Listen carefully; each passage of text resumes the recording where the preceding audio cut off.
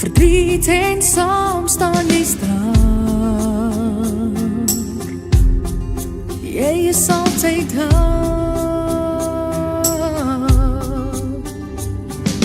Dit wat ons doen, ons liefdes, ons vreugdes, ons plekke, ons thuistes, tot daar waar ons reis, jy is daar. Afrikaans is ons wese. Dis die taal waarin ons groet, die taal is in ons bloed, is Afrikaans, vir ons mense. En ek stuur vir jou 'n sy, met 'n boodskap daarby, en waar jy is, sal jy dit kry, in Afrikaans vir ons mense. Al verander straatname, al word helde laat val, ons is steeds deur ons adem, ons kultuur, ons verhaal, dit sal altyd bestaan. Afrikaans is ons wese.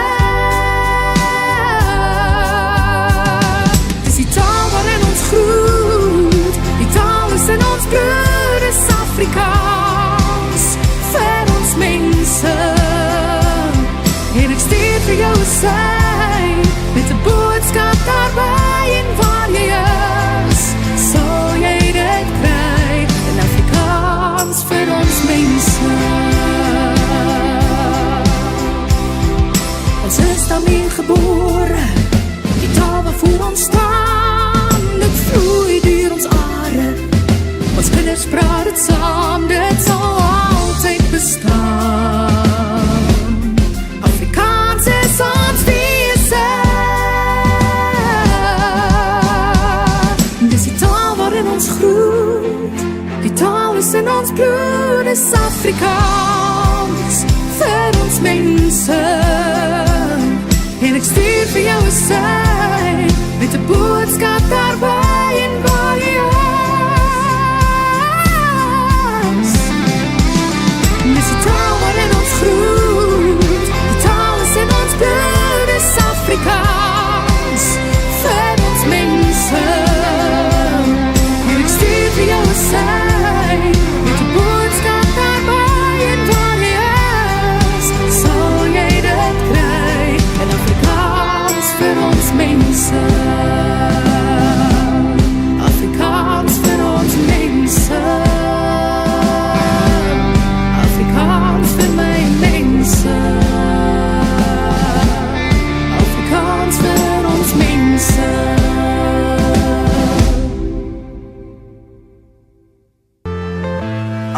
I'm saying bye to all the lies and all the times you cried, saying that I wasn't right, yet I was right by your side. You manipulator, playing games, your friends commentators, and I don't know what you say about our private conversations, but it's got them hating. Thanks to all the rumors you be claiming, it's cool, I'm done with you, so they can throw you a celebration. You gon' hate it when you see me with somebody living better. I'm trying to tell you that me just doing me gon' have you jealous.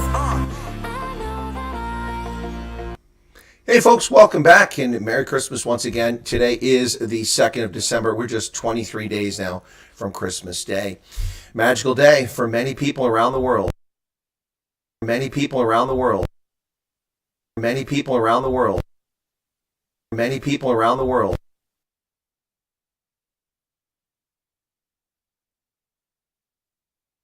It started and it still did that. The new microphone has arrived, by the way. It started and it still did that. The new microphone has arrived, by the way. Yep, so it came early yesterday, delivered. Here's the replacement microphone to replace this one here. This is an original, which I've had for 4 or 5 years. Notice the red cords there. This one has the silver cords on it. It's identical to the newer one there. So the colors change, and this one has slightly different capabilities. It's not the top end. They have a better one now, but this one was on sale, and I got it 30% off, so under $100, which is great because these things aren't cheap. And so this will be my third HyperX. This one here, I'm not sure what I'll do with it. I'll make sure it's the problem. Also came with its own braided USB cord, which is great, so I'll replace the cord as well. So I didn't want to put it on now and test it, but I will test it. And like I said, there's something wrong with this microphone. I think it's because I've knocked it over so many times. Getting excited on air, tipping it over, hitting the table. I probably damaged it in some way. But I've got, what, 4 years out of it, so that's not bad. But anyway, welcome back. It's now 11:05 Eastern Standard Time, 6 p.m. South Africa time. My sincere apologies, folks. I set this stream for 11 a.m. on YouTube, and I came back from exercising, showered, and came down. I saw a bunch of people waiting. I'm like, what's going on? Some people had already left. They were frustrated, and I apologize for that. I did not punk you. I did not play games with you. I did set it for 11. This isn't the first time it's happened. It's rare, but it does happen occasionally. Not sure why. I picked 11 a.m., not 10 a.m., so I'm not sure why I did that. 10 a.m. is not my normal time to broadcast at all, unless I've got an odd interview or something like that, so it really didn't make any sense. But here we are now, and thanks to those of you who are patient. I'm sorry you had to watch Judge Judy. Val, I think, was. So let me say hello to everybody who's still here and those who are arriving now. Garrett Gillich, welcome to you from Somerset West. Then we've got Charmaine is in. Welcome, Charmaine.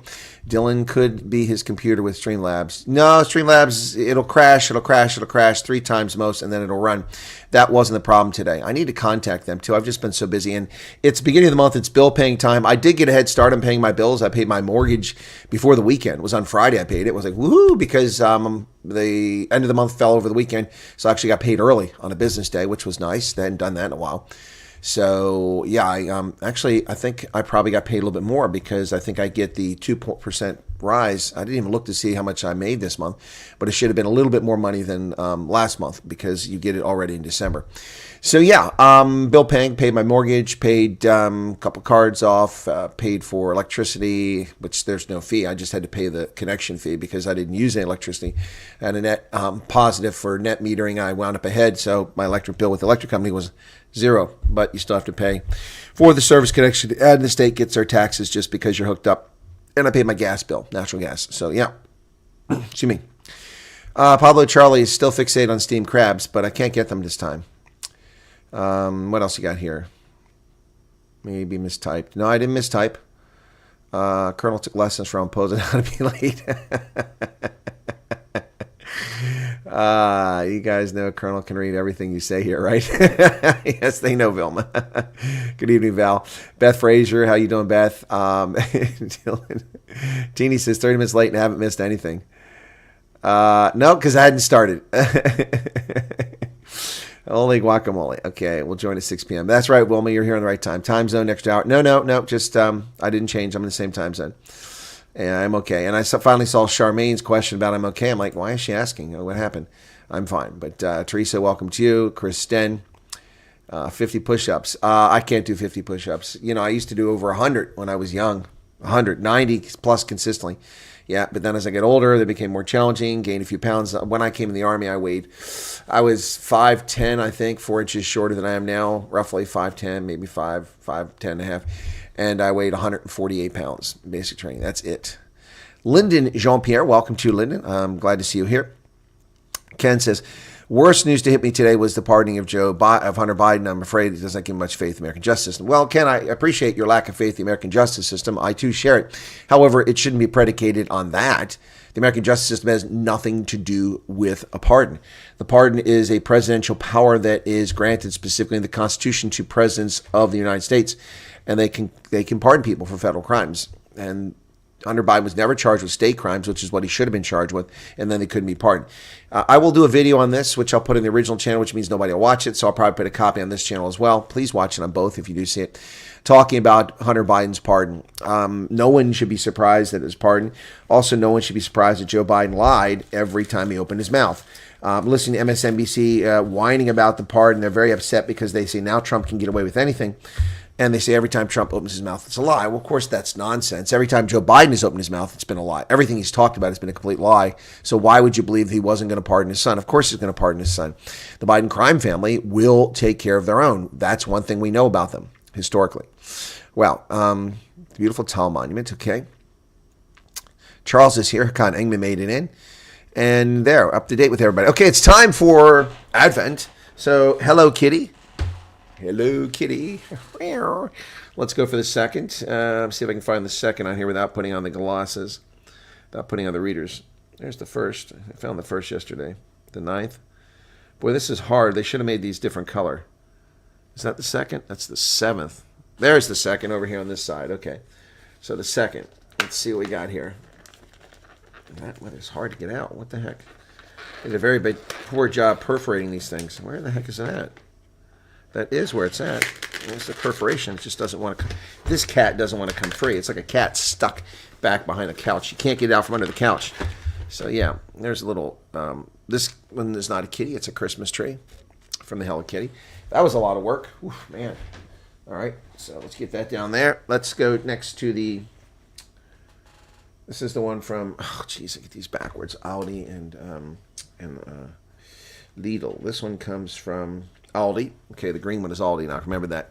Green one is Aldi. Gotta look for number 2. My goodness, it is hard to see these things on here. I'm gonna have to put these readers on again. That's much easier. Here it is down at the bottom. Okay, second day of the Advent. Ooh, that looks tasty. And it's a horn. Excuse me, a bugle. It's a bugle. It's a bugle. So this time I get a bugle. Toot your horn. There's a bugle. Probably doesn't look like a bugle for you guys, but it is a bugle. There you go. You can see it's a bugle. That's 2 down. All right. Next one is the one from Lidl. Okay. They have a cool little coloring on the back for kids to color in the train. So we're looking for the second. Oh, that's also over here. So they're all on that side. Consistent pattern here. This is a Christmas tree and a little teddy bear. There's a little teddy bear.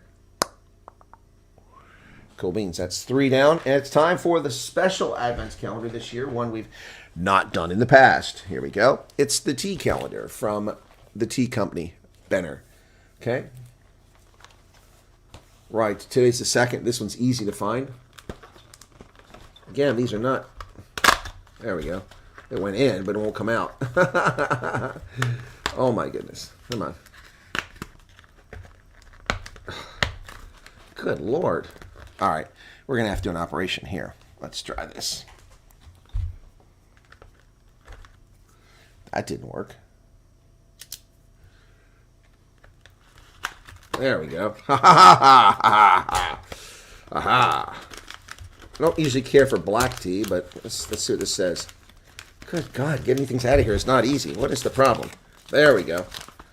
This tea is going to have to work on that. That packaging is terrible. All right. So today we got Cozy Cocoa Black Tea. Cozy Cocoa Black Tea. There you go. So that goes with yesterday's tea. Yesterday was, what was yesterday? It was a green tea. Yesterday was apple cinnamon. Boy, that's a huge change from one day to the next, isn't it? Apple cinnamon to this today. All right, so there's the 3 Advents chocolates. Hope you don't mind if I eat them during the program. I probably will. Pablo's begging for memberships. Don't eat the bugle. Okay. Never had an Advent calendar, says Debbie. You make you up for all mine. Well, I'm trying. I hope you're enjoying it, and thank you all for being with me once again today. That tea smells good. Okay. Charmaine, you're glad I'm okay? I'm glad I'm okay too, Charmaine, and I'm glad that you're concerned. Very kind of you. Charles said, what happened? Don't eat the bugle. Okay.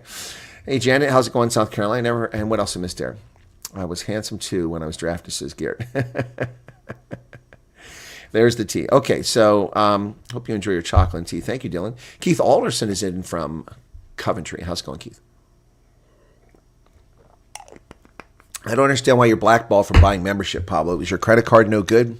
Will we not? You are unwelcome at the station. Anyway, folks, welcome back to the festive season.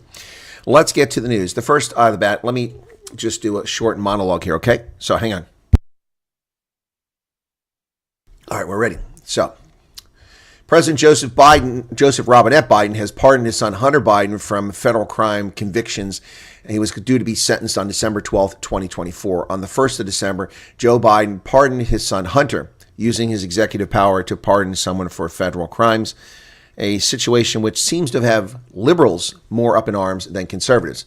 Most of us knew this was coming. We know Joe Biden is a pathological liar and had lied about this. He said no one is above the law. But of course, we know Democrats are above the law. Nancy Pelosi has never been investigated and charged for a crime for her insider trading, going from a salary of $100-some thousand to owning over $176 million in stock.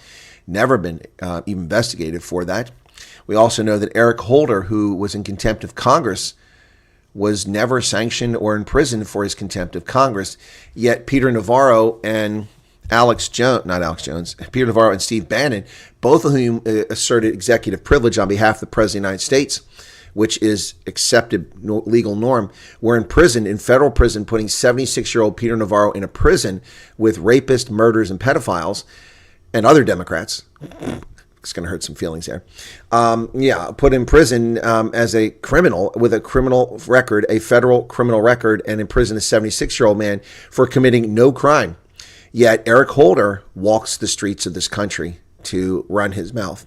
We also saw James Comey, Peter Strzok, Lisa Page, all violate federal law and their oaths as Federal Bureau of Investigation agents in their effort to destroy Donald Trump. None of them have been charged with crime. Hillary Clinton stole classified documents and hid them on unclassified servers and imagery from sensitive, top secret compartment information programs that jeopardized our national intelligence collection capability and cost us tens, if not hundreds of billions of dollars of collection capability for programs that had to be scrapped because she compromised it by putting classified information which she or one of her acolytes stole from a top secret facility and put on a thumb drive, inserting it. First off, she walked into that facility someone walked in with a USB drive.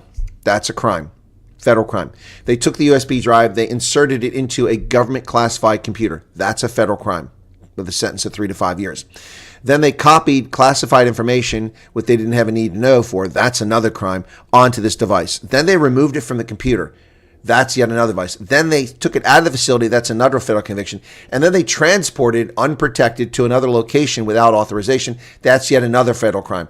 Then they took this device and they loaded it, stuck it into an unclassified computer, another federal conviction, and then put the information on it. And then they disseminated that information to God knows who and didn't protect it. 2 more federal crimes. Yet Hillary Clinton was never charged with a federal crime and never investigated for her theft of classified information. Joe Biden stole classified information as a senator. We know this. We have the evidence. We found the documents which are dated and were removed back when he was a senator and when he was a vice president. He had no executive authority to declassify those documents. He never made any attempt to get them declassified, and he hid them in an office in Washington, D.C., where Chinese spies are known to frequent, at his so-called Biden think tank, which is the Biden brain dead tank. And then he also kept them in a box next to his Corvette in his garage in Wilmington, or in Delaware. Where else did Joe Biden leak classified information lying around? These are all criminals, all felons, all who should have been charged and prosecuted for the crimes against America. None of them have been crime. Remember, Eric Holder was also responsible for Fast and Furious. Yep. Wow. Claudia Scheinbaum is already obeying her orders she's gotten from Trump. Exactly. She shut her mouth very quickly. Jed says, do you think Trump would support a ban for members of Congress, senators, and other high-ranking state officials from trading stocks? I don't know if he would support the ban. I have a problem with banning that. I don't think that officials should be banned from stock trading. They should, however, be forced to disclose their holdings to an inspector general, like I was in the military every year, and they should be prevented or prosecuted for insider trading, but they shouldn't be prevented from being involved in stocks. I don't think it's fair. Ken says, sorry for my lack of knowledge. It's not the justice system. Does an executive president make it a custody? Yes, you're correct. It may make it a constitutional weakness, but I believe it makes it a constitutional strength. The problem is when individuals abuse it, like Bill Clinton, Barack Obama, and Joe Biden. When they abuse it, like giving Mark Risch a pardon. Mark Risch was a criminal who caused undue pain for lots of people and hid out in Switzerland for 3 decades until Clinton gave him a pass to come back. So the problem is individuals who abuse it. But the executive privilege of a pardon must be there, in my view. The head of state should be able to overrule an unjust conviction by the courts. There are unjust convictions. For instance, Donald Trump was able to get a woman who'd been in prison for 30 years. Now, she lived in a home and drug dealers used her home. We don't know if she had any option in that, if she was opposed to it, if she fought it, but this black woman was named Dolores. I think her name was something like that. She had been in prison. Kim Kardashian brought her case to the attention of Donald Trump. Donald Trump looked at the case and said, this woman has been incarcerated for 3 decades for drug trafficking when she had not committed any other crime. 3 decades of her life, she was a grandmother at this stage. Donald Trump had the compassion to overturn that unjust conviction and pardon her. She was pardoned, time served. That is a just use of executive privilege for pardons. Not Mark Risch, not Hunter Biden. These are criminals.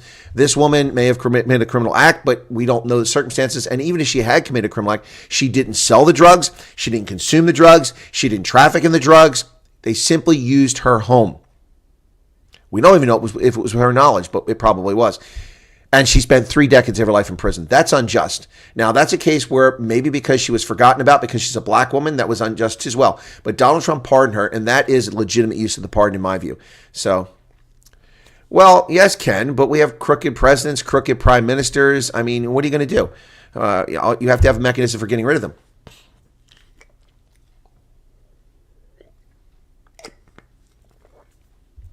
Theodorus has a fair point. Biden had hoped that Kamala would win and then pardon Hunter for him. Yep. Yeah, you shouldn't be able to pardon yourself or your family. Well, now Trump will be able to do that for himself. So, we'll see what happens after this. What's going on with Charles? Bruised last week, swollen now. What's going on? What's going on with Charles? Thanks for the insight, Chris. That's a better take on the issue. Yeah, no, thank you. Well, the thing is, actually, I appreciate you guys being here. I think you're here for a reason. I actually know what the hell I'm talking about. Oh, your ribs, Charles. Oh, those are bad. I mean, when I hurt my rib, that hurt for a few months. Yeah, you might want to go get looked at. Make sure you haven't got a puncture or something. Well, you would have, if you had a puncture, you would have a hard time breathing, so you'd know about it. But this pardon. So I got away from my monologue, but let me try to get back to it. So Joseph Robinette Biden has pardoned his son Hunter, and the left is up in arms, more so than the right. They're concerned, they're angry, because now when they complain about Trump, they won't have a basis to do it. But the reality is they've never had a basis to complain about Trump, because they've railroaded Trump, they've lied about Trump, they've fabricated things like the fake dossier, the fake Russia collusion narrative dossier, which was bogus, from Christopher Steele, a man who should also be charged with criminal activity but has not been, along with Peter Strzok, Lisa Page, James Comey. Why none of these people have been charged with crimes is beyond imagination. Now the statute of limitations will expire, and they want to freeze the statute of limitations against Donald Trump in a state case over a bogus conviction that doesn't exist for a non-existent crime. So they can imprison him later on, but they will not freeze the statute of limitations for the likes of Hillary Clinton, Eric Holder, or any of the criminals in the FBI who've abused the system of justice. Ken says, thanks for the perspective. You're welcome. Jed says, I think since the Dems screwed him over with the coup, now he has to watch his own crime syndicate ass. Oh, yeah, I think you're right, Jed. He's not going to be protected. I think you're right about that. Isn't this why Joe ran in 2020 in the first place? He knew what was coming. Possibly, Meerkat. In the UK, our senior positions in government are pretty full with Muslims, which would not be a problem if all were equal under the law. Two-tier Keir doesn't oversee justice, despite his law jobs. Well, it is a problem when your government in a Christian nation is run by Muslims, and you have hundreds of thousands, if not a few million Muslims running around the streets demanding Sharia law, invading churches, and harassing people, praying on the grounds of churches when they have 2,000 mosques around the United Kingdom. That is a real problem. It is time for the United Kingdom to accept the reality that Muslims in the UK, many of them, have no desire to be part of the UK. They have a desire to turn England into a caliphate. That's what they want. Now, that's not bigotry. That's not Islamophobia. That's a statement of fact. I'm using their own words. Their own words. Their own words. Not my words. Their own statements. And we know the same thing in America. We saw this in the 1990s with that former CNN reporter who reported on this before the Oklahoma City bombing. And then when he jumped to the conclusion Oklahoma City was done by Muslims, Muslim terrorists, which was a mistake on his part, he was a little over exuberant.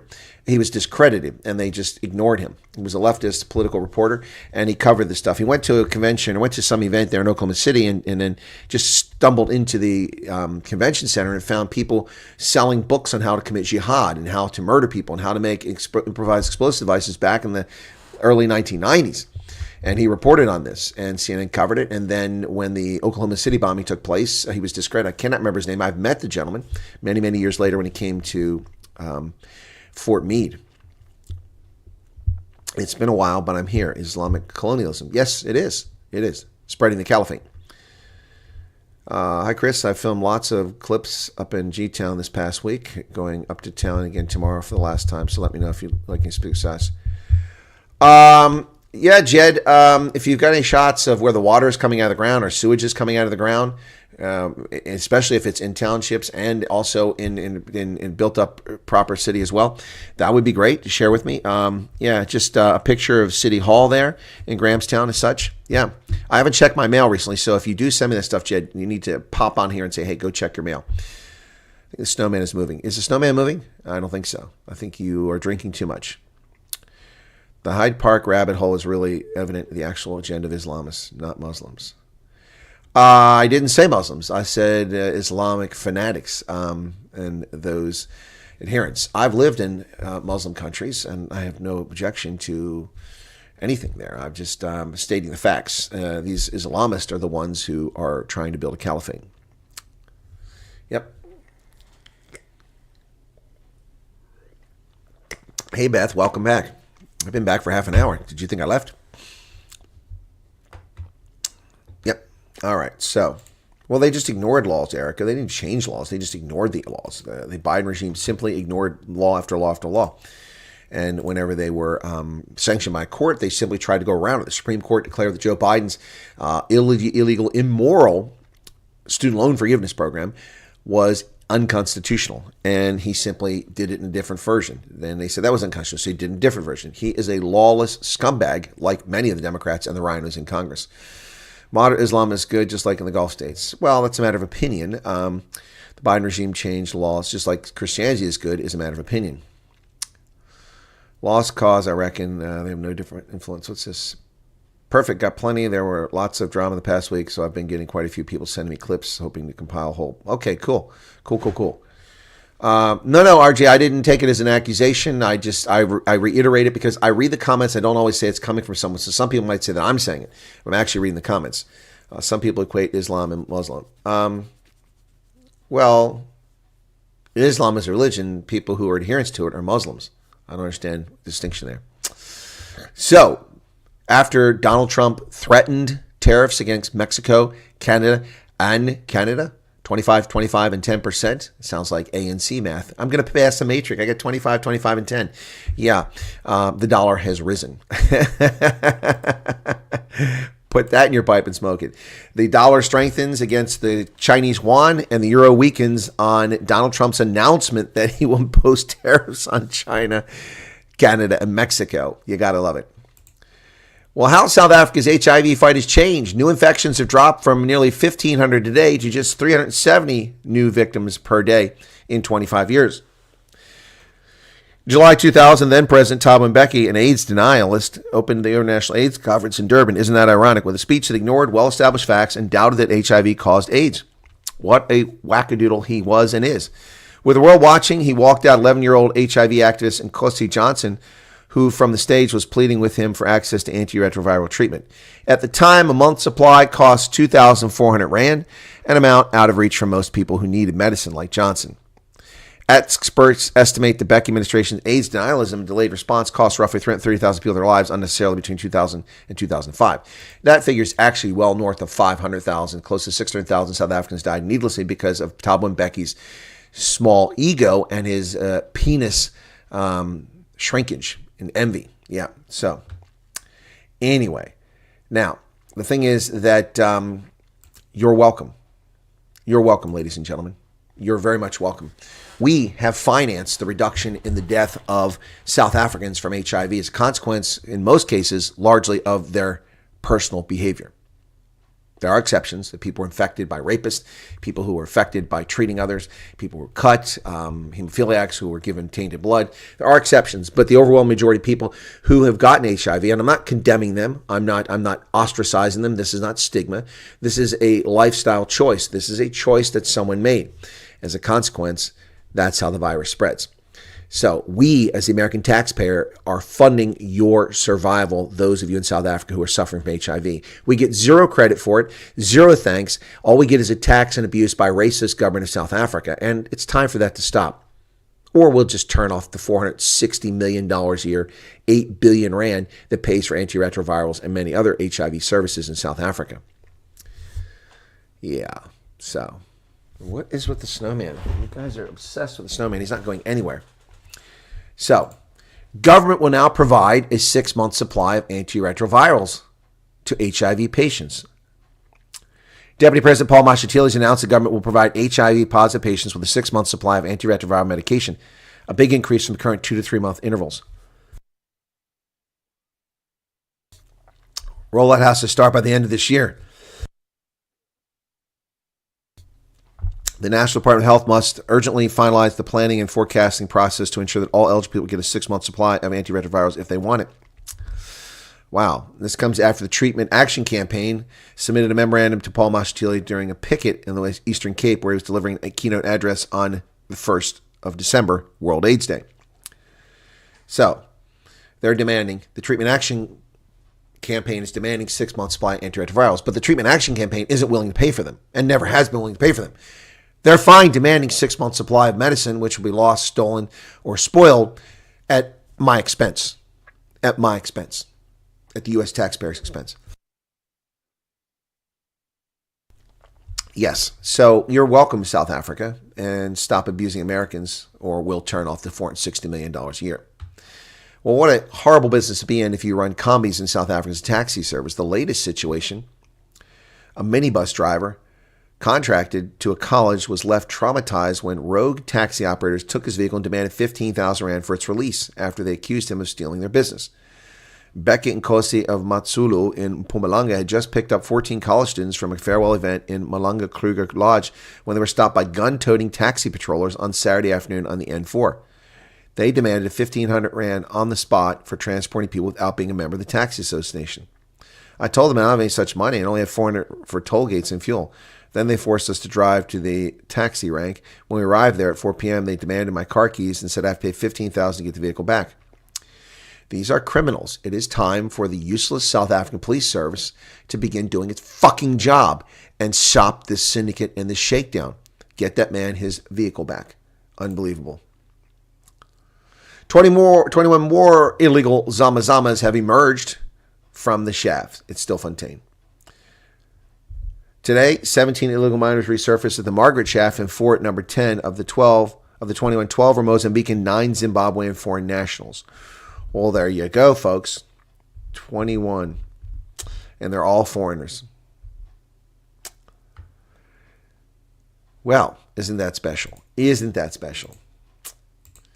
Yep. But you know what? They said we'd rather go to jail than die underground. Well, it's about damn time he came up. Dressed in worn-out, dirty short pants, they were seen among heavily armed police at the shaft around 10 a.m. 3 of them were barefoot with their legs and backs were visibly injured, while their palms were bleeding as a result of blisters. They claimed they had escaped from Shaft 11 on Friday evening and had only reached their escape point on Monday morning. They told News 24 they clawed more than a kilometer from Shaft 10 and complained of hunger and thirst. They alleged there are a number of dead bodies in the mine shaft. There are many dead bodies underground. We've seen people dying underground. One of the deceased is from our village in Mozambique. Perhaps you shouldn't come to South Africa illegally and then mine illegally. Well, the city of Tshwane has agreed to settle a debt with Eskom. Again, a dumb-ass system that South Africa has. Why are municipalities being the go-between between your electric company and you? Why don't you just contact the electric company direct and pay them? Boom, boom, boom. Done and dusted. You pay the electric company just like that. Problem solved. Ooh, but it doesn't work that way in South Africa. You have to get electricity from the city, which is a go-between, which gives the ANC corrupt governments at municipal level a chance to steal money, and Eskom a chance to steal money. That's why the system exists, and that's why the city of Tshwane owes 6.5 billion rand to Eskom. And now they claim they're going to pay it back. With what? Tshwane is bankrupt. There's no money. There's no money. Yet they're going to pay it back. This is comical.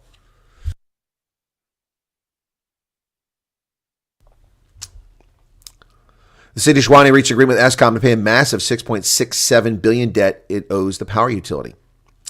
Yep. Pleased to announce the city of Tshwane has reached the landmark agreement with Eskom to settle the 6.67 billion historical debt owed to the utility, says the new mayor, Nasipe Moya. She said that when the new administration took over, the debt was in excess of 7 billion, and that it had grown from 2.9 billion in 18 months. She said 700 billion of that debt was just the interest. She said the agreement was formalized in a court order on November 26, calling it a significant milestone. Said the arrangement included a structured payment plan, which would span 5 years. The first payment of 400 million was due in December. She said the city had already paid 425 million in arrears in October. Well, we will see if Tshwane can continue to pay that. I seriously doubt it. Seriously doubt it. Well, Cyril Ramaphosa says, I've signed the Bella Act. My resolve for solutions shouldn't be abused.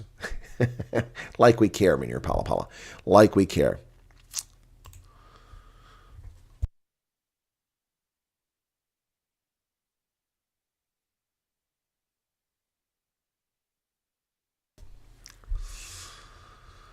While on campaign for the ANC in Limpopo, President Cyril Ramaphosa affirmed his commitment to the Basic Education Laws Amendment Act. He said his resolve in relation to the act should not be tested. Speaking on the sidelines of an ANC campaign trail in Limpopo, Ramaphosa said the issue of the Bell Act, which I issued a statement about earlier today, is a matter that's being handled, but in the end, the president has signed. I've given 3 months for solutions to be found, and those solutions have to be credible. There have to be solutions everyone buys into. My resolve in having given people an opportunity to find solutions should never be abused. What are you, an autocrat? Your magnanimous decision to help people? Piss off. Piss off. Jose da Silva says councils make out billions of selling electricity to their consumers. Yep. Jed says, as someone born in this millennium, I 100% agree. We have no cultural leadership in this nation anymore. It's a damn shame. Agree. They're going to wring it out of us. Yep, Leah, they're going to get it out of you.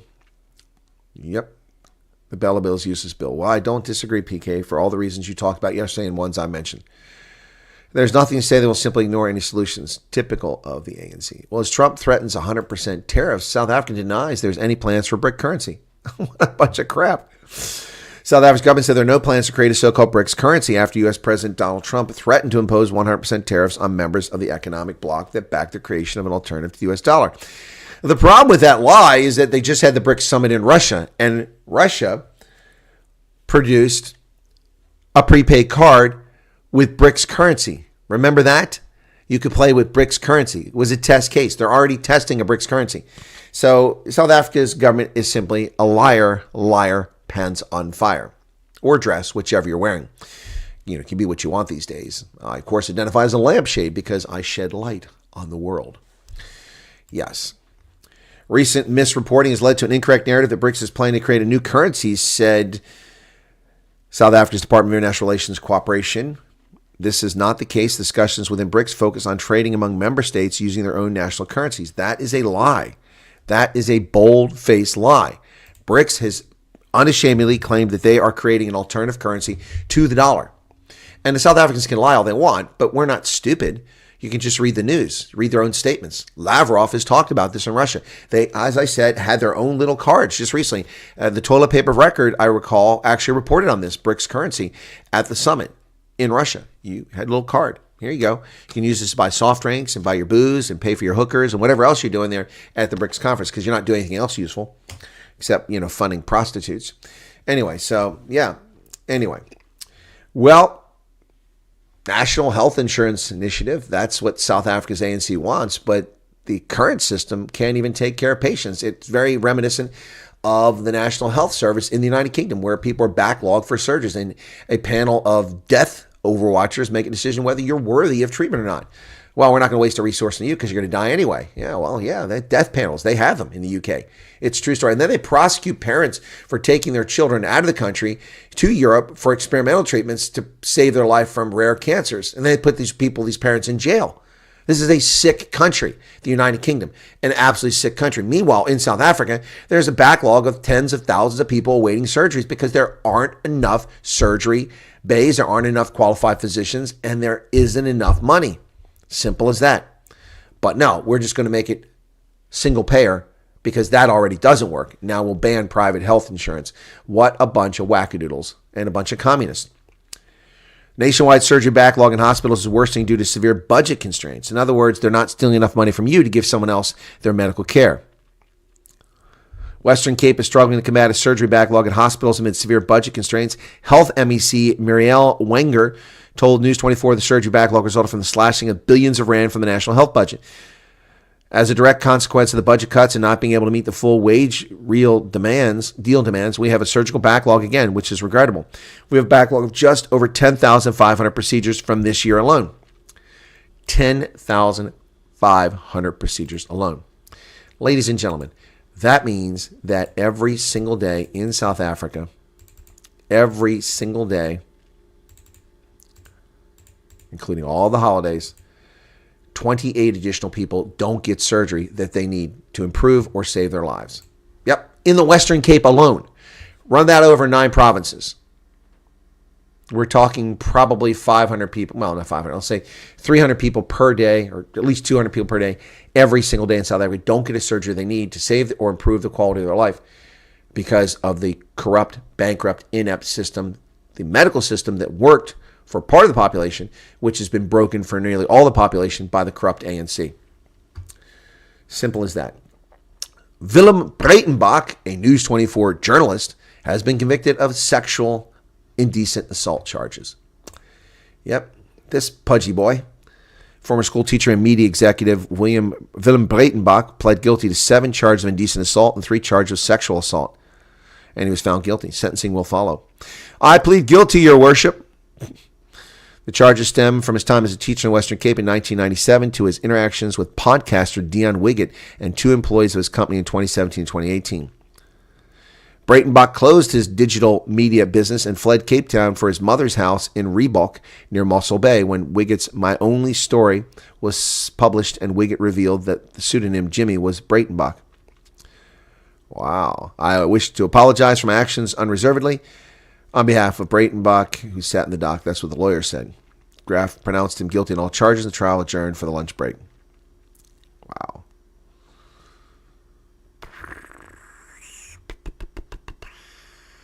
Wow.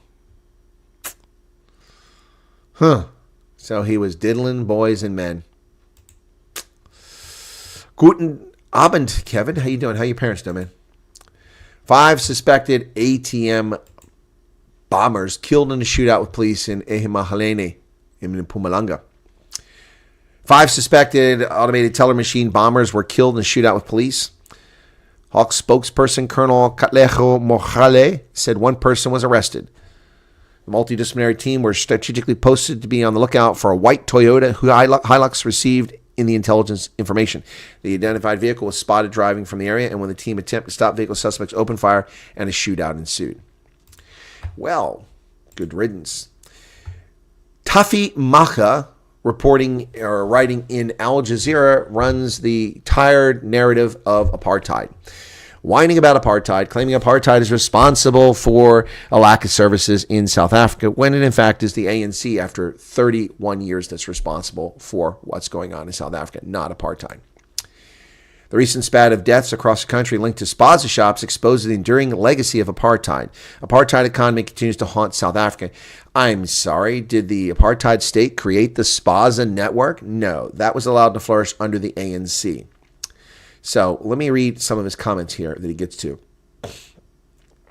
There are currently more than 150,000 spaza shops in South Africa. I've heard there are 200,000. They make up a significant part of the economy. 80% of the population visits these shops daily. 40% of South Africa's total food expenditure goes to spazas. Wow. So it's a sum that exceeds the market capitalization of ShopRite, the country's leading grocery store. Yep. So let's see. Without proper regulation, spaza shops are doing whatever they can to increase their profits, and as a result, end up posing a grave threat to the welfare of the marginalized communities they are supposed to serve. So, 30 years after the official end of apartheid in 1994, which isn't capitalized, that's an error. Apartheid is a proper noun. This is just an effort to undermine it. Whether you like apartheid or not, it's a proper noun. It's capitalized. Black to describe someone and white is not. They're adjectives. Apartheid is a proper noun. This is an abuse of the English language. Stop your garbage, Al Jazeera, or publish in Arabic only. So, residents of South Africa's townships still have to endure a plethora of infrastructural and service-related deficiencies. In contrast, suburban regions, historically the home of the white minority and now witnessing the growth of an emerging black middle class, which is larger than any white population, enjoy enhanced amenities and efficient service delivery, including fairly effective oversight of food outlets. That's a lie. I've lived in many places in South Africa and stayed in many places in South Africa where white folks live, and they have shitty electric service, they have shitty roads, they have shitty rubbish collection, they have shitty services because the shitty government run by the shitty ANC. Is that pretty clear for you? Maka? Johannesburg has only, now see, he says apartheid is the reason that spaza shops aren't regulated, and it's apartheid that caused that. That's a lie. There weren't 200,000 spaza shops under apartheid, and there weren't 63 million people under apartheid. There were just 34 million when that system of governance changed in 1992. Yeah. So he says the whites and the emerging black middle class get adequate services and their shops are inspected for food quality. But then he goes on to say that Johannesburg has only 221 health inspectors. And then this creates a ratio of one inspector for every 27,000 people. That's far fewer than the one health inspector for every 10,000 members, the population recommended by the World Health Organization. And he's correct. It's 1/3 the number. Should be at least 670 health inspectors in Johannesburg to meet that ratio. But there's only 1/3 of them. Then he says, meanwhile, Tshwane is even more under-resourced with just 77 health inspectors, which equates to one inspector for every 60,000 residents in a city of 4 million. So he blames apartheid and uses race hustling to make people feel guilty for spaza shops when it's the ANC, a majority-run, almost entirely black government cabinet that's responsible for the destruction and the lack of resources to inspect this food and ensure quality at these spaza shops and regulate them. They destroyed a system that was functioning because they kicked all the white people out because obviously they're evil racist in their mind. And they destroyed the system and turned it into kleptocracy, and it's just bribes and ignorance. So, and then he admits that there's just under 300 total health inspectors in the two major metropolitans in Gauteng for 9 million people. 9 million people. 5 million in Joburg, 4 million in Tshwane. Maybe 10 million. Maybe 10 million total, 6 and 4. And he admits that there's only 300 inspectors. But he says the whites are well taken care of. Even if every health inspector spent every moment of their time inspecting ShopRite, Checkers, Clicks, Pick and Pay, that is not enough health inspectors just to cover the areas where white people live. This guy is a lying race hustler. So there you go. There you go. His name is Tafi Maka. Let's see what else he does. Get a feel for it. Africa needs a true progressive partner in the White House. Nope, we don't. Alongside Sean Diddy Combs, hip-hop culture will also be on trial. It should be on trial. Why I'm rooting for Bezuidenhout to win the news Emmy. This is Palestine support. Ukraine is losing the plot in Africa. Is sub-Saharan Africa spring in the offing? The spotlight should be on Palestine at the Paris Olympics. No, it shouldn't. The spotlight should be on the games at the Paris Olympics. This guy is a leftist deep in his soul. We can't afford all these first world ideals, says Charles. Patrick is here. The apartheid card works for more than 4 aces. That's true.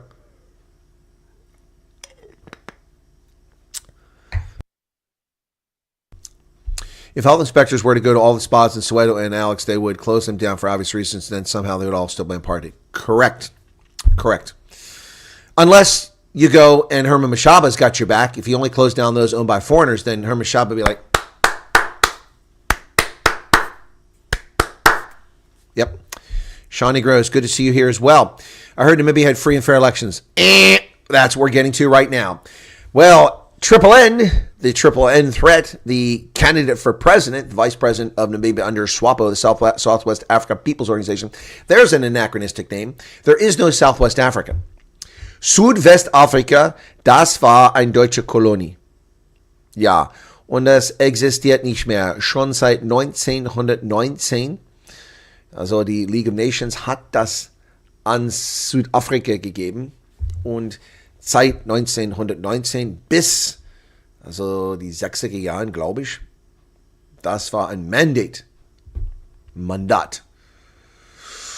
Und dann war das Southwest Africa. Und Southwest Africa existiert nicht mehr. Nicht mehr. No. Überhaupt nicht. Solcher Gebiet existiert nicht mehr. Deswegen soll diese Organisation ihren Namen ändern. The Namibia People's Organization, NPO. Change it to something. There's no such thing as a Southwest Africa. Anyway, with conflicting reports about the number of votes that are in, some reports say that SWAPO is ahead 55%. Others say that SWAPO is 48%. It's very confusing. What we do know about the Namibia election is it was not free, it was not fair, it was corrupt, it was inept, and it is a disaster, and it will be challenged in court. And the opposition parties will not accept the result. And we are likely to see some chaos in Namibia as a consequence. SWAPO, according to the Namibian SWAPO candidate Netumbo Nandi Natewa, has taken an early lead in the election results, which we're still waiting for. According to ESAN's results, NNN is leading the pack with 51.5% of the votes in her favor, followed by Panduleni Itola who has 29.93, so basically 30%. While Landless People's Movement leader Bernardus Swartboy, a former SWAPO member, has 7.5%. Yeah, as of 5 p.m. Sunday, yesterday, just 18% of the votes were counted, with a national turnout of 65%. Wow. Political analyst Johan Coetzee believes that she's going to outperform the party's National Assembly results, and I agree. She'll probably get more votes in the party because she has more integrity than the party itself. It will definitely be a well-contested election. I don't think the outcome for the rest of Namibia, the bigger ones, are coming out, Orongo and Karas. I think the opposition can further increase theirs to be somewhere in 30% at least. Yep. So the results are all over the place. But the Namibia opposition says they will not recognize the vote. There he is, Panduli Itula, the dentist. He says that his party would not recognize results of the controversially extended election marred by chaos and allegations of foul play. Speaking just before the close of polls on the final day of voting, Saturday, the Itula is hoping to end 34 years of rule by SWAPO. He said the IPC shall not recognize the outcome of that election. The rule of law has been grossly violated, and we cannot call these elections by any means or measure as free, fair, and legitimate, said Itula. With just 10 of the 121 constituencies counted, partial results showed that SWAPO's candidate NNN had just 48% of the vote, followed by Itula with 29%. So there you go. She's already down from 51.5% to 48%, according to the VOA, with more reporting. The Namibia opposition leader, as I said, rejects the poll and refused to recognize the results. Voting began on Wednesday, but parts of the country continued up until Saturday following a lack of ballot papers as well as malfunctioning technical equipment. Yep. Namibia's watershed polls look set for a court challenge. Electoral Commission mum on reports of irregularities, inefficiencies, and slow processes. I read online where the Electoral Commission Namibia, the ECN, told people to show us how we were unfair. They actually challenged people. We weren't unfair. We weren't unfair by extending the vote and letting people vote, and also people travel to different regions when they didn't get to vote in the first place to go here to vote. No, we didn't commit any crimes here. We didn't commit any irregularities. They actually challenged people online. It's comical. It's on Twitter. The ECN's on Twitter. They're actually lying. Wow. So if he does challenge it, it means only the 1989 and the 2014 elections will not have been challenged. But it's the first time since 1990 opposition politicians, academics, and analysts expected a real challenge to SWAPO's hegemony. Yep. Opposition parties, all of the opposition parties support the planned IPC election court challenge. According to Namibian, opposition parties say they're standing behind the Independent Patriots for Change decision to legally challenge the conduct of Namibia's 2024 election. This comes after the IPC wrote a letter to the Electoral Commission of Namibia to inform the Commission of the party's intention to submit an urgent application to the Supreme Court to challenge the conduct of the elections. Yep, the decision was that we are going to litigate the results in court for them to set the results aside. Yep, I would not be shocked to see this election overturned. Free, perhaps. Fair, doubtful. Credible, and a resounding no, according to an op-ed in the Namibian. Wow. The editorial board of the Namibian says election authorities made a bad situation worse by reopening voting at a few polling stations, suppressing the release of results at polling stations, and arrogantly refusing to involve all key stakeholders in their decisions. I agree 100%. The ECN refused to explain how they selected the polling centers that reopened on Friday and Saturday after the original voting day, Wednesday, had come and gone. The Canadian region had 21 polling stations open on Friday and Saturday's new voting dispensation signed into law by President Mumbo. Wow. Unbelievable. Unbelievable what's happening in Namibia. Unbelievable. So SWAPO will do whatever they can to corrupt the ECN to hold on to power. Guinea, at least 56 people trampled to death after disputing a referee's decision at a soccer match. Unbelievable. People scramble in Nzokore, Guinea, where officials said a deadly stampede ensued at a stadium following fan clashes during a soccer match. Controversial refereeing decisions sparked violence and a crush at a soccer match in southeast Guinea, killing 56 people, according to a provisional toll. Fatalities occurred during a final of a tournament in honor of Guinea's military leader at a stadium, one of the nation's largest cities, Nzokore. Some fans threw stones, triggering panic and a crush, and a government statement said. The video, authenticated by Reuters, showed dozens of people scrambling over high walls to escape. Speaking on condition anonymity, a city official said many victims were minors caught in the turmoil after police started firing tear gas. Wow.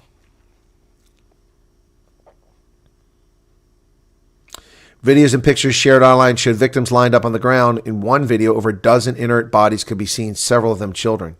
Jeez. No immediate response from the military junta that overthrew the government and is responsible for governance there. An American Israeli thought to be a kidnapped victim was actually killed, murdered on October 7th of last year. Omer Neutra, 21, is no longer alive, according to Israeli authorities. 21-year-old American Israeli military member is dead. He was killed in the battle on October 7th. His body has been held hostage in Gaza ever since. He served as platoon lead commander in Israel's armored corps. IDF said it confirmed his death through unspecified intelligence. Members of his family had called for his release. They met along with relatives, other Americans thought to be held hostage, while Joe Biden slept on the job. Another American dies abroad. Thank you, Joe Biden. Well, a major Australian hotel chain has cocked things up. They've screwed the pooch. They've fucked up royally. That's what they've done. Yep. So, the Australian venue company changed its tune just hours after news of their idiotic decision. The hotel chain, trying to be woke, backflipped on the decision to cancel Australia Day at their 200 venues. A pub and hotel chain has quickly backtracked just hours after announcing Australia Day parties would be banned at its 200 venues. Banned. So if you come to its party or to its pub or its hotel and you plan to celebrate Australia Day in Australia, they would ban your activities. Is this like putting people in prison in the UK for carrying British flags on British soil? Australian venue company said it was not allowing the celebrations because of supposed sadness and hurt caused by the national celebration. Australia Day is a public holiday and held on January 26 annually to commemorate the arrival of the first fleet from Great Britain back in 1788, which marked the beginning of European colonization of the continent. While some argue the day is an important national celebration of Australia's values, there have been calls from some woke corners, particularly amid the global cancel culture push, to change the date as it could be deemed offensive to Indigenous people. Protest groups may sometimes call it Invasion Day instead. Following revelations of the decision December 2nd, the community blowback Australia venue company issued a follow-up statement to overturn their idiotic stance. We can see that our comments on the weekend have caused both concern and confusion. We sincerely regret that our purpose is to reinforce community in our venues, not divide it. Australian venue company said it did not intend to offend Australians. Yes, it did. It is not for us to tell whether anyone or how to celebrate Australia Day. Exactly right. It's not for you, some shitty hotel chain, to tell people how to celebrate their holidays. Get screwed. He says, we employ 9,600 people across the country and we welcome 15 million patrons each year to our venues. Well, bet watch for that number to drop as people begin to not patronize this woke establishment, the Australian venue company. Wow.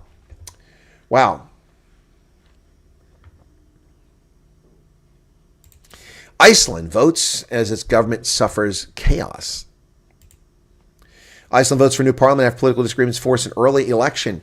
Icelanders voted to elect a new president or new parliament Saturday after disagreements over immigration, energy policy, and economy forced Prime Minister Bjarni Benediktsson to pull his plug on his coalition government and call an early election. It's the sixth general election since 2008 financial crisis.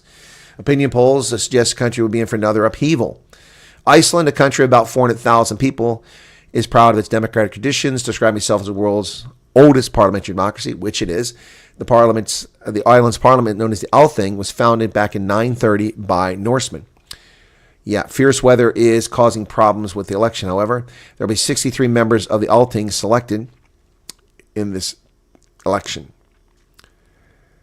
So, one of the challenges here is immigration. We have a bunch of people coming into the country, and it's a problem. It's a problem. 1% of the population came in this year alone from around the world. And I wonder if any of them are actually real frickin' migrants. Iceland struggling to accommodate a rising number of asylum seekers, creating tensions within the small, traditionally homogenous country. Number of immigrants seeking protection in Iceland jumped to more than 4,000 each of the past 3 years, compared with a previous average of less than 1,000. 4,000 asylum seekers in a country of 400,000. That is 1% of the population increase. No, not welcome. Not welcome. Get out. Germany pledges more money for Volodymyr Zelensky's corrupt regime in Kyiv. Chancellor Olaf Scholz visited Kyiv on Monday amid fears that U.S. support would dry up, and it will. Ukraine officials have criticized him for a recent phone call with Vladimir Putin. So Ukraine criticizes Olaf Scholz for talking to Putin, trying to end the war. They criticize him publicly. And what does he do? He goes, drops his knees, slobbers all over the thigh of Volodymyr Zelensky and gives him $680 million. Yep. $680 million. His trip comes after 2 weeks after he held a phone call with President Putin to discuss potential paths to end the war. Ukraine officials denounced the outrage, saying it broke Putin's isolation. So Ukraine doesn't want the war to end. They don't want people to negotiate a peace. They want to continue the war. That's what they want. $680 million they give. Wow. Unbelievable. Well, that's not the end of it. Creepy Joe Biden, busy pardoning his son, also busy trying to get more weapons to Ukraine to fuel this war. Wow. He surges arms in Ukraine because he fears Trump will halt the aid. Well, he should fear.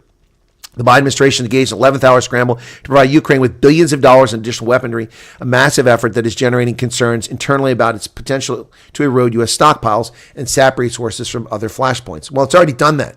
We're already in the crapper because of this moron. Yep. U.S. has called for lowering the draft age to 18, which Ukraine has resisted. Yep. But we're going to send them more weapons to fuel the war. Yep. Joe Biden's war.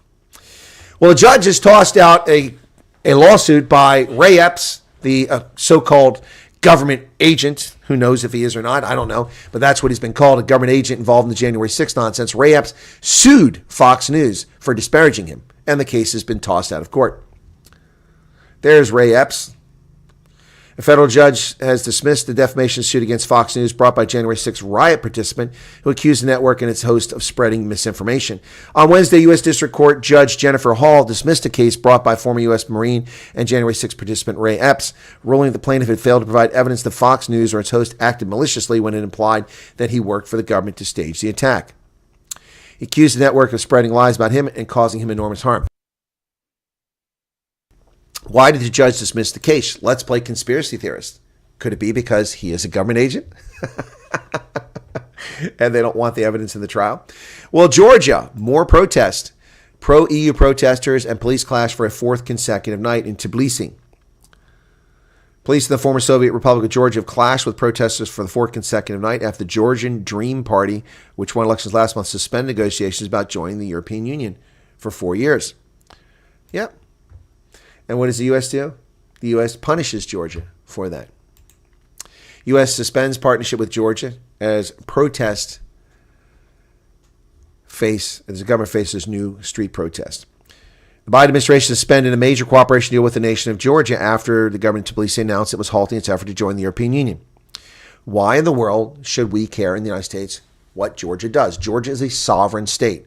Georgia is welcome to be part of the European Union, the Commonwealth of Independent States. It is welcome to be part of BRICS, whatever the hell it wants to be part of. It is not our place to punish them for not joining the corrupt European Union.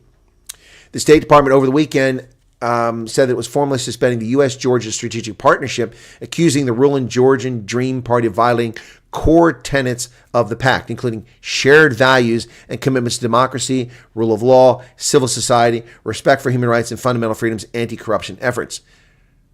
They haven't done any of that. They haven't done any of that. They've been in power for a month. They haven't suspended. They haven't declared martial law. This is bullshit. This is interference by a bully, by the United States interfering in the internal domestic affairs and the foreign policy of the Republic of Georgia. It's none of our damn business. None of our business. It doesn't affect us whatsoever. That's very different than BRICS trying to create a competitive currency. That's a very different situation. Why are we not suspending South Africa from the Africa Growth and Opportunity Act? They violate the Africa Growth and Opportunity Act by seeking to abrogate property rights, which is a key tenet of the Growth and Opportunity Act. Why do we continue to have relations with South Africa when they work against our national interest in the ICJ, with Israel, against our national interest with Russia, with Cuba, in Ukraine, and in China, and Iran? Why do we give $460 million a year for HIV treatments in South Africa? Why are we working with South Africans? Why are we buying BMW parts and vegetables and fruits and wine from South Africa?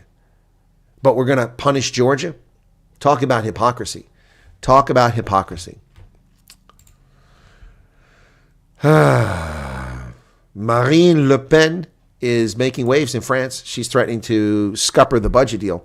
The far-right leader holds the fate of the government in her hands as the battle royale over the national budget reaches its denouement and investor anxieties rise across France. For weeks, the French public and markets have hung on Le Pen's every word for indications of whether she's willing to follow through on her threats to topple the government if it doesn't soften the impact of its planned budget on taxpayers.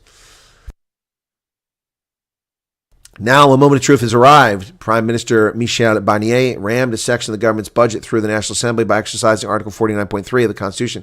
But he doesn't have the votes to garner a majority in the badly splintered lower house, where her far-right national rally holds the balance of power. So he's essentially daring Le Pen to respond with a no-confidence vote in the days to come that would kill the budget, and Barnier warns unleash a run of France's sovereign debt. Well, France is in trouble. Well, now the International Court of Justice seems to think that its place is not only to resolve disputes between states, but to dictate to states their own behavior. That is not the role of the International Court of Justice. This is once again exceeding the authority of the court. This is shameful conduct. Once again, the International Court of Justice, the United Nations' highest judicial body, is beginning landmark hearings on global warming. And here's a guide. Yeah, the court, a 15-judge body in The Hague that deals with disputes among nations, it's actually between nations, is holding hearings over the next 2 weeks in response to a request submitted last year by the United Nations General Assembly. The United Nations has no standing with the International Court of Justice, even though it's the International Court of Justice body. The United Nations is not a sovereign state. Therefore, it cannot lodge a complaint. Yet here they are hearing a complaint. Unbelievable. Well, Joe Biden, as I said, has pardoned Hunter. We talked about at the beginning of this broadcast. The president has promised not to pardon Hunter Biden, who was convicted of gun-related federal charges and pled guilty in a tax case. But he did. President Joe Biden issued a full and unconditional pardon for his son Hunter, a controversial decision that reverses his long-standing pledge not to use his presidential powers to protect his only surviving son, who was found guilty of gun-related charges in Delaware and pled guilty to tax evasion in California. Using executive authority in the waning days of his weak-ass presidency, Biden lifted the legal cloud that has hung over his son for several years. While the president had pledged several times not to pardon or commute his sentences for federal crimes, many close to him had expected the pardon would come. Yeah. No reasonable person who looks at the facts of Hunter's case can reach any other conclusion than Hunter was singled out not only because he's my son, and that is wrong. There has been an effort to break Hunter, who has been 5.5 years sober, even in the face of unrelenting attacks and selective prosecution. In trying to break Hunter, they've tried to break me, and there's no reason to believe it will stop. Enough is enough. Actually, they covered up for Hunter Biden. The Department of Justice refused to investigate. Then we saw dozens of former senior intelligence officials lie to the public, claiming that the Hunter Biden laptop was a Russian hoax. We saw the Biden administration lie about the Hunter Biden laptop being a Russian hoax. Hunter Biden, 5 years sober. Really? That wasn't 5 years ago. Unbelievable. Unbelievable. This is beyond the pale. He says, I believe the justice system, but as I wrestle with this, I also believe raw politics has infected this process and led to miscarriage of justice. There's no miscarriage of justice. Miscarriage of justice is a pardon for a hardened criminal who frequents with prostitutes, does cocaine, and carries firearms, despite the fact that he's a convicted felon and not allowed to carry firearms. And you're giving him a free pass. And I don't care if he's been sober for 5.5 years. That doesn't absolve him of his crimes. It does not absolve him of his crimes. Yes, Joe Biden is in Angola to get his paycheck from MPLA. Trump nominates Boulos as Middle East advisor. Now, see that gentleman there? Mossad Boulos is the father-in-law of Tiffany Trump. Father-in-law of Trump's daughter, Tiffany, is a member of Trump's election campaign, working the outreach to Arab American communities in Michigan and amid dissatisfaction with Biden. Yep. Mossad is a deal maker and an unwavering supporter of peace in the Middle East, Trump said. He'll be a strong advocate for the United States and is interested, and I'm pleased to have him on our team. So let's go back to the whole lie about Donald Trump. Donald Trump actually is the quintessential American, the son of immigrants. His grandfather was the immigrant from Germany, Donald Trump, Trumpf. His father, a self-made millionaire. Donald Trump, essentially self-made billionaire. Property developer, an amazing success story. Donald Trump's children are all the product of immigration. His first wife, Ivanka, was from the Czech Republic. He knocked out kids with her. And then his next, well, not all of them. He's got kids also from Marla Maples. She's an American. Sorry, I correct the record there. But his other kid comes from a Slovenian immigrant. So the grandchild of immigrants, American success story. His kids, most of them are the product of immigrants. And one of his daughters marries a Jew, but apparently he's anti-Semitic according to the left. And his other daughter marries an Arab, but apparently he's a racist and an Islamist, Islamophobic. It makes no sense whatsoever. Show me any Democrat whose family is the same. Does Nancy Pelosi have kids that have married Arabs or Jews? Does she? No, of course not. Of course not. Well, Democratic Governor Jared Polis of Colorado, who's threatened to disobey the law, and we've got him on the list now for incarceration once he does that. Yeah, he has said the Hunter Biden pardon is a bad precedent. Agreed. Colorado Governor Jared Polis said he's disappointed in President Biden's decision to pardon Hunter, saying the president put his family ahead of the country. This is a bad precedent that could be abused by later presidents and will sadly tarnish his reputation. When you become president, your role is pater familias of the nation. Yeah, father of the nation. Yeah. Father of the family, I should say. President announced his pardon late on Sunday, condemning his son's prosecutions. But then we saw that Eric Holder complained about it. Unbelievable. Eric Holder complained. Eric Holder is a fool and a fraud. So, let me show you my response. So there's Jared Polis's response. There's Eric Holder. Look at the underlying facts and usual DOJ practice, Governor. And I said, LOL. Yes, let's look at the facts, fast and furious. You were found in contempt, 255 votes to 67, but did no jail time. Peter Navarro and Steve Bannon refused to break the law by protecting executive privilege and go to the federal penitentiary. Yes, Eric, let's look at facts. Yep. Now his comment gets 209,000. Mine gets 2 views. Total bullshit. Well, snow has buried the lake area, the Great Lakes area of the United States. This is what the stadium looked like in Orchard Park in Buffalo for that crazy football game yesterday. Lots of snow. Lake effect snow continued to pummel the Great Lakes communities, with some reporting as much as 46 inches. The snow plows got stuck, and some post-Thanksgiving Day travelers were forced to abandon their vehicles. The heavy snowfall caused by extremely cold air passing over the unusually warm waters of the Great Lakes prompted emergency declarations in parts of New York and Pennsylvania. But of course, global warming is the problem, not snow. Wow. Unbelievable. And the pattern has gotten a little wider now. It's gotten a little closer to where I'm at. Let's blow this up and take a look at it now. Donald Trump is raising prospects for pardoning January 6th, folks, and he should.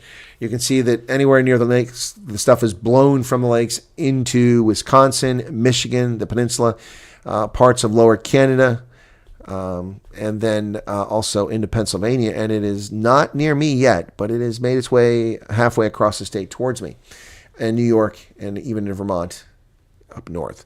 So that's what's going on. Bad snow, bad snow. Anyway, the football game was crazy. If you happen to catch any videos of that football game, it was something else. Snow just coming down everywhere, causing fumbles everywhere. Well, the Coast Guard has warned about the use of Chinese port cranes, as have I. Ironically, I'm going to tell you this Coast Guard report is something that I wrote into a scenario for the U.S. Army War College a couple of years ago. Put this in a scenario about the Chinese could take the cranes and take them over remotely and shut them down or cause them to cause damage because of the software they put in them. Yeah, that's exactly what the Coast Guard is now warning of. I projected this like 2 years ago or over 2 years ago in a scenario that I wrote. That is comical. Yeah, the Coast Guard has issued a second security directive warning that Chinese ship-to-shore cranes used widely in the United States pose a cybersecurity risk. Maritime Security Directive 105-5 calls on port operators to take risk management measures to mitigate the threats. Built-in vulnerabilities for remote access and control of the cranes, combined with intelligence regarding China's interest in disrupting U.S. critical infrastructure, necessitate immediate action. Wow. By design, these cranes may be controlled, serviced, and programmed from remote locations. And these features potentially leave cranes manufactured by Chinese companies vulnerable to exploitation, threatening the maritime elements of the national transportation system. Yep. The evidence gathered during our joint investigation indicates that the Chinese could, if desired, serve as a Trojan horse capable of helping the Chinese Communist Party and the PRC military exploit and manipulate U.S. maritime equipment. So in a hybrid war, China will shut down our ports and will have no way to stop it. Same everywhere on the Belt and Road Initiative. You're all fools, including us, for getting this stuff in our countries. Well, a secret program by the corrupt Biden regime to import retirees into our country and make them a burden on us is yet another shameful act. Inside a secret plan to bring Uyghurs trapped in China to the United States. On Thanksgiving Eve, U.S. diplomats reunited family members who had not seen each other in years because of China's harsh policies on the ethnic group.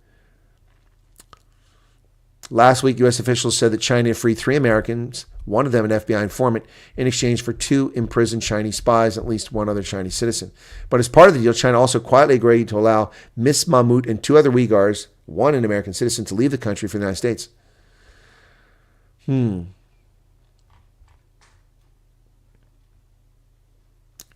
It's amazing to me that she was able to keep it together all these years. Mr. Turkle, a former U.S. official and senior fellow at the Hudson Institute, said in an interview he hugged his mother on a tarmac and wept last Wednesday night after she stepped off a Boeing 767 chartered by the U.S. government at a military base in San Antonio. Wow.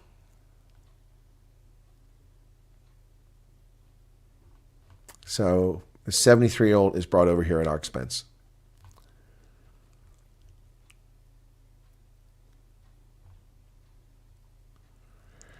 Unbelievable. So, yep, we are paying for that. Trump is going to cash Patel to be the FBI director and restore trust. Republicans support the shakeup. Democrats are weary of his attention, as they should be. The FBI is broken and needs to be fixed. President-elect Donald Trump's choice of Kash Patel to lead the FBI's ignited confirmation battle that's likely will be as much a fight over the future of America's premier national law enforcement agency as over the candidate's qualifications. Yeah, well, it's not premier law enforcement agency. It is a political tool used against opponents of the Democrats, the Rhinos, and the Biden regime.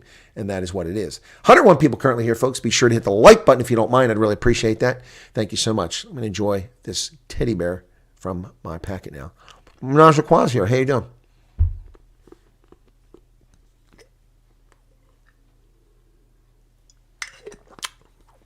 Keith says, does that 2-year lead on events point to a leak in your reporting chain? It's unclassified. It's something I came up with. Otherwise, I wouldn't have told you about it. No, the article didn't cite me.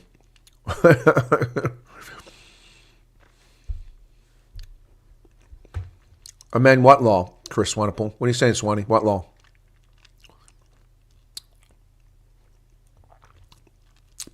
Democratic leaders, and you'll find the old slave owners are. Yep. Jess says, I feel like doing cocaine is the least of his concerns since I've heard that Washington, D.C. is basically a ski resort at this point. The whole slave labor industry connected to solar does not matter. Save the environment, sure, but stop destroying human life. Well, PK, it's not just that. Not recyclable panels. Huge waste, huge consumerism with these panels. The undermining of global markets. The list goes on and on. The toxic materials, the rare earth mining to get the elements to make these panels, which causes grievous environmental, ecological damage. But that doesn't seem to matter to the left. They just love electric cars. So a friend of mine, let me relate a story. He had an Audi electric vehicle. He got a Mercedes electric vehicle. He's got a nice one. Very nice one. These very expensive ones. Anyway, driven a few times. An older guy, nice gentleman. So he and a friend went to visit a veteran in the hospital the other day, and they had to drive quite a ways. So because of the cold weather, the battery life was shortened dramatically to under 300 miles, and it needed a charge. So they tried to find a place on the app to go charge the vehicle because there's no charging stations. Well, they found one. They went there, and it was behind a fence, locked, so you couldn't use it. Okay, so they looked for another close one, and of course, the whole time the battery is running down, they're going to be stranded in the cold, freezing temperatures. So they found another one. They got there, and the adapters didn't fit on his Mercedes, so he couldn't charge his vehicle. There was no adapter to convert it.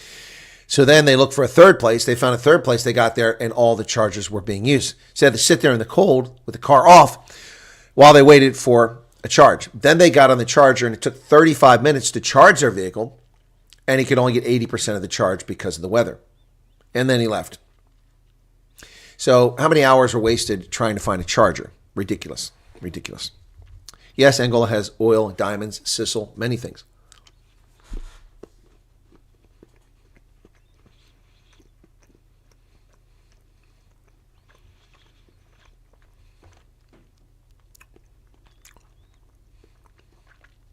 Trying to read the comments here. One thing I have to say about Trump is he's selecting a lot of people who are younger. Yeah, mostly. They're eating the dogs. They're eating the cats. That is not going to get old. That's a fucking goat. Yeah, that is not going to get old. See if I can find this. Oh my goodness. Here we go. Maybe we can see if I can find one. Bring that here now. Ooh. Fuck off. Excuse me? Fuck off. So- Bring that here now. Mommy, fuck you, bitch. What are you saying to me? Fuck off. Excuse me? Fuck off. Excuse me? Fuck off. What is it? Dick. No, it's a stick. Dick. No. It's a dick. It's a stick. Yeah. Can you say it? Good. Yeah? It's good? Fucking good. They managed to turn the into a Oh my God, these kids. These kids. Let's see if I can find one with eating the cats and dogs.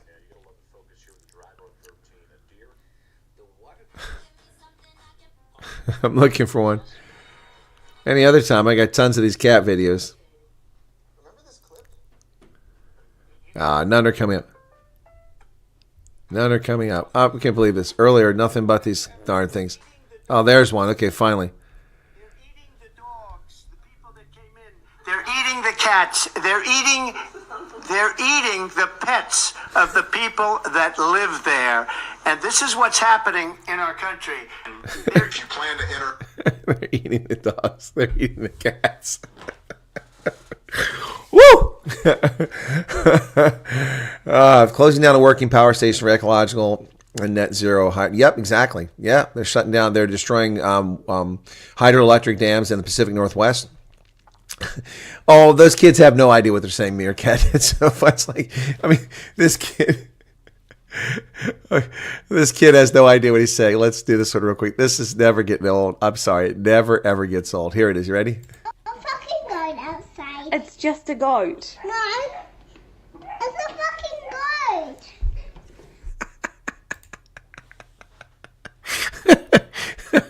They have no idea what the words mean. This is why you can't say this stuff around little kids. You can't use potty mouth around kids because they just repeat what they hear. They don't know the context. Vilma says, sounds like my grandson. I like the one that I used at the end of my video that I did the other day. No, I am not going to behave anymore. It was so funny, that little kid. Oh my goodness. Let me see if I can find that one real quick. That is so funny. It's at the end of that video. Yeah, that's the one. Hang on.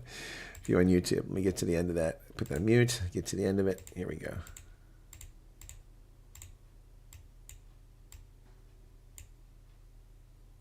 Come on, where's it at? Here we go with eating the dogs. Hang on. All right, here we go. I did this video the other day. It doesn't get many views because, I don't know, YouTube. Whatever. I think it's a pretty funny video. I think a lot of people thought it was a pretty funny video too. I put a lot of time and effort into it. So anyway, let me show you this one real quick. So here you go. Ready? I can't afford a taxi. Get a job. They're eating the dogs, the people that came in. They're eating the cats. They're eating the pets of the people that live there.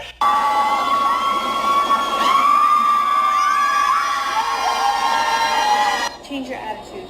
I'm not changing my attitude. Woo! I'm not change my attitude anymore. Oh my gosh. That's a fucking goat. No, baby, it's a goat. No, it's a fucking goat. Oh my god. Oh my goodness. Kids. Trump derangement syndromes are really funny. Yeah, they are. That's what the screaming was on the beach. They're Trump derangement. They're all going and letting it out. Yeah, Charles got it right. No, I'm not going to change my attitude anymore. Oh my gosh. Do you think Trump will end the war in Ukraine? Well, I think he has a better chance than anyone else. He's the first elected official who actually wants to end the war other than Viktor Orban. Yep, hopefully his toddlers. Yep, okay. Again, because he saw what we saw. Let's be real. We all saw that and we were like, what? Huh? Sad seeing so many children speaking French. It is, Jay. It is. Need to build an EV charger in your house. Sure, Beth, and then burn your house down. How many times have we seen cars catch on fire, electric cars, and burn down the house because they were in the garage? Most people who have EVs now leave them outside, so don't burn the house down. They just burn the car down. Yep. Yep, Hendo, you got to be careful what you say in front of kids. That's for sure. That's for sure. Yep, that's part of the problem here. So 97 likes. We're getting close there. A lot of our double-decker buses in Oxford are now electric and are too heavy to cross the bridge on a major route in the city because the batteries weigh too much. Yeah. See, these people don't think of the holistic aspect. Okay, we'll build the M1 Abrams. It's 63 tons. Oh, that's great. It can only cross about 40% of the bridges. You see, it makes the city council look like they're doing so much for the climate, and they better keep doing so, or the woke horde at uni students will have to stop. Stroop, what? Yeah, they just care about optics. That's the bottom line here. So, Colonel's new art link letter. Wow, Beth, that's a reference from way back when. Why can't I eat the bugle? Garrett, are you still here? Stroop, yeah. Okay, so in the UK, folks charge their EV cars outside. Yeah, well, so they can be stolen. It's much easier to steal it if it's outside. Much easier to steal your electric vehicle if it's outside. Let me check on my panels and see how they're doing. Probably pretty badly because it's just 12. I would expect maybe 3 or 4 kilowatt hours so far. Let's see. Oh, 7.42. It's been a clear day. We had a good walk earlier. So that's more than I expected. Yeah. So I'm 0.4 megawatts. So 40 kilowatts away from reaching 10 megawatts. I'm going to reach that next couple days. Like what a teenage girl does when she's upset about some nonsense. No, gotcha. Yep. And Fleshin says you're spot on. Spot on. Anyway, yeah, so, yeah, I'm very close to that 10, folks, that 10 figure. Look at this, getting 4.7 kilowatt hours per hour right now. Yeah, almost 10 megawatts. Wow, just my little old house, 10 megawatts. Yep, hopefully this month is better than last year. Last year in December, December last year was just, hang on a second, wait a second. Is that right? Hang on a second, something's not right here.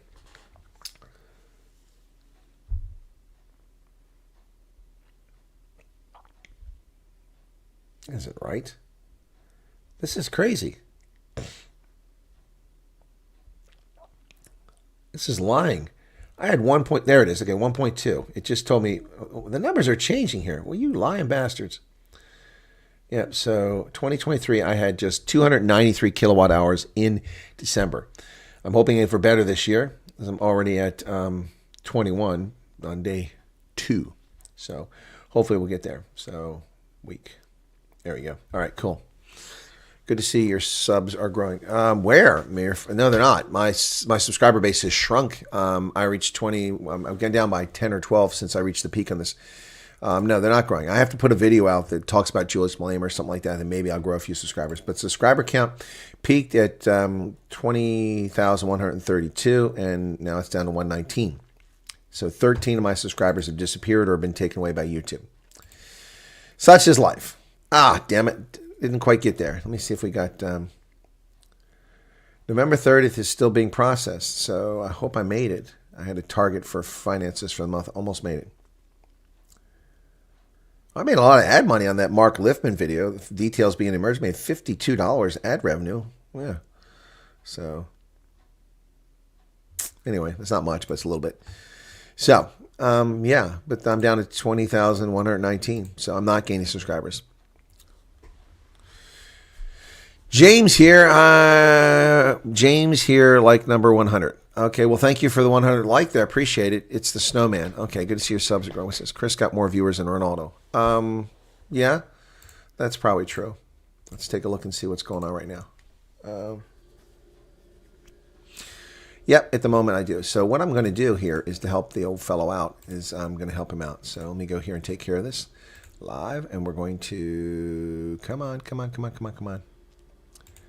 We're going to redirect here with customization. Redirect. Well, it takes a while to get to this process. Now I got to type it in up here. It's Cradle. There it is.